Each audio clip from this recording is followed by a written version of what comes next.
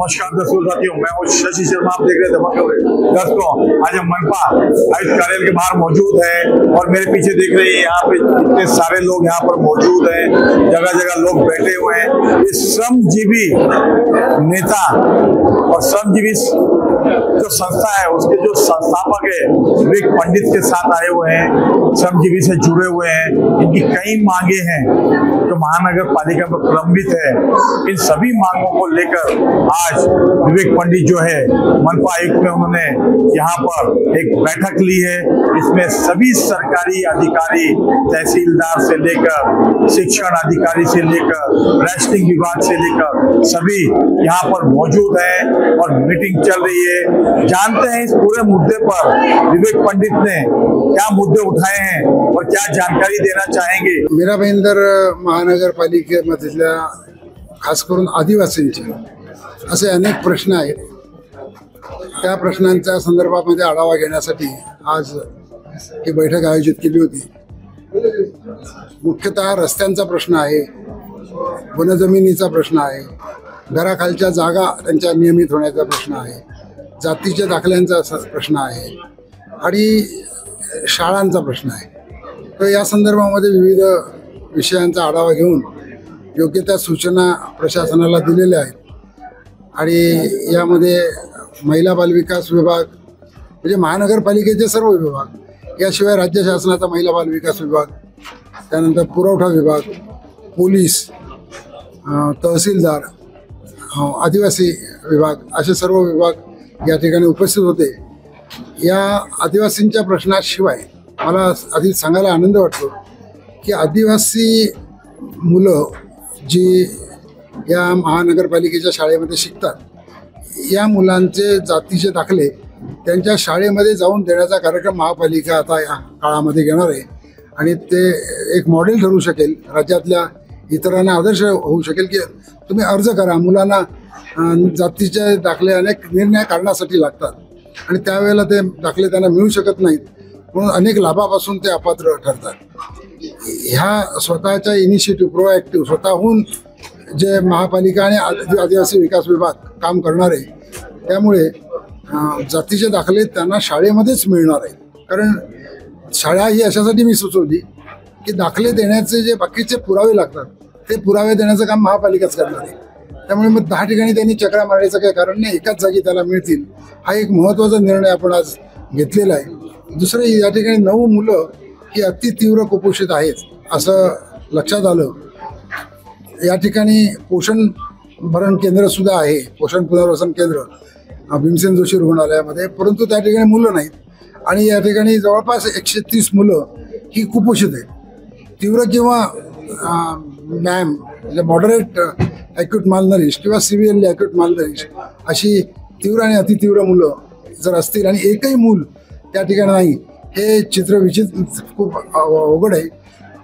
Additional commissioner Panpatte यांच्याकडे जबाबदारी दिलेली आहे की राज्य शासनाचा महिला बालविकास विभाग, त्यानंतर महापालिकेचा महिला बालविकास विभाग आणि आरोग्य विभाग यांनी एकत्रितपणे बैठक घ्यायची आहे। तिथे उद्या घेतील आणि दर महिन्याला अशी बैठक घेऊन या मुलांच्या आरोग्याची काळजी महापालिकेने घ्यायची आणि महिला बालविकास विभागाने घ्यायची आहे। याशिवाय कामगारांचे जे काही प्रश्न होते, या कामगारांच्या प्रश्नावर विशेषतः ग्रॅज्युएटीचा प्रश्न, उपदानाचा, त्याच्याबद्दल निर्णय झालेला आहे की पुढच्या 15 दिवसामध्ये जे राहिलेले 64 ग्रॅज्युएटी होल्डर्स आहेत त्यांना दिलं जाईल आणि नियमितपणे कसं मिळेल या दृष्टीने आपण सूचना दिलेल्या आहेत। या ठिकाणी जे आयुक्त शर्माजी आलेले आहेत ते मला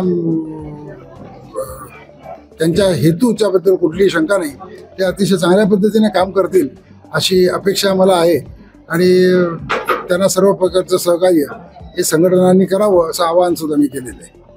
भाऊ, आदिवासींच्या संदर्भात बहुतेक माहिती डिटेल माहिती बहुतेक अधिकारी देऊ शकते, या संदर्भात तुमचं काय म्हणणं आहे? कसले बहुतेक होते, जसे आदिवासीची मुले किती आहे, कुठे आहे, किती शिबिर आहे, किती नॉर्मल आहे, घर कुठलं किती घर आहे त्यांचे सरकारी जमिनीवर। शासनामध्ये मला हे शासनामध्ये खरं म्हणजे कोणीही माणूस नवीन नसतो, जो ज्या दिवशी त्या पदावर येतो त्या दिवशी तो त्या पदावर असतो। ते पद जुनं झालेलं असतं, ती खुर्ची जुनी झालेली असते, माणसं बदलतात।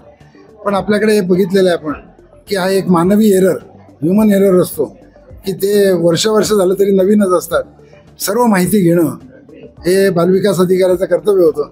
आता मी त्यांना सांगितलेलं आहे की जिल्हा परिषदेच्या मुख्य कार्यकारी अधिकाऱ्याकडे त्यांना जायला सांगितलं आहे आणि जिल्हा परिषदेचे बालविकास अधिकारी यांच्याबरोबर मी बोलतो. आता इथून सभा संपल्यानंतर मी बोलणार आहे त्यांच्याबरोबर की त्यांचं वर्तन योग्य नाही आहे. 139 तुम्ही म्हणता कुपोषित बालक आहेत. आपला जे अंगणवाडीचा सेविका असतात किंवा हे जे ते काय करतात त्यांच्यावर तर कारवाई नको व्हायला. यांचं हे काम आहे ना हे समजून काढणं. म्हणून आता आपण काय केलंय की या तिघांना आपण ती जबाबदारी दिली की बाल प्रकल्प अधिकारी बालविकास याची खरं ही जबाबदारी आहे. आता त्यांनी आपल्याला असं सांगितलं की तो नवीन आहे आणि त्याच्याकडे सुपरवायझर नाहीत. आपण ऐकलं की त्याच्याकडे सुपरवायझर नाही. ती वस्तुस्थिती असेल याचा अर्थ तो त्या अंगणवाडीच्या मध्ये व्हिजिट करू शकत नाही, काही करू शकत नाही, अशी हतबलच आहे. आणि ते हतबलतेचं काय करायचं आहे मी राज्य शासनाकडे उपस्थित करीन. परंतु आपण केवळ बघ्याची भूमिका घेऊ नये म्हणून मी ती महापालिका आयुक्तालयाकडे जबाबदारी टाकली आणि त्यांनी ॲडिशनल कमिशनरना सूचना दिलेल्या आहेत. त्यामुळे ॲडिशनल कमिशनर पानपट्टे यांना आपण त्या संदर्भामध्ये जबाबदार धरू शकतो. कारण त्यांनी करून घ्यायचं अर्थात, पण हे करून घेतलं नाही आणि इथे जर चुकून एखादा बालमृत्यू झाला तर तो कलंक आहे. त्याची कल्पना आपण त्यांना आज दिलेली आहे. भाऊ, BSVP मधले जे आदिवासी लाभार्थ आहेत त्यांच्या पुनर्वसनाबाबत काय चर्चा झाली का? आदिवासींच्या पुनर्वसनाबाबत चर्चा झाली आणि माझ्या माहितीप्रमाणे 49 किंवा 45 कुटुंब आहेत की ज्यांना ते ताबडतोबीनं राहायला देणार आहेत. तर ती तारीख, अंतिम तारीख 15 ऑगस्टच्या ऐवजी मी त्यांना 8 ऑगस्ट सुचवली आहे की ज्या दिवशी गांधीजींनी इंग्रजांना चले जावचा आदेश दिला होता. त्यामुळे जर नाही दिलं तर महापालिकेत बरेच वर्ष 12 वर्षाचं पेंडिंग आहे. तर मग कुणाला चले जावचा आदेश द्यायचा ते लोक ठरवतील.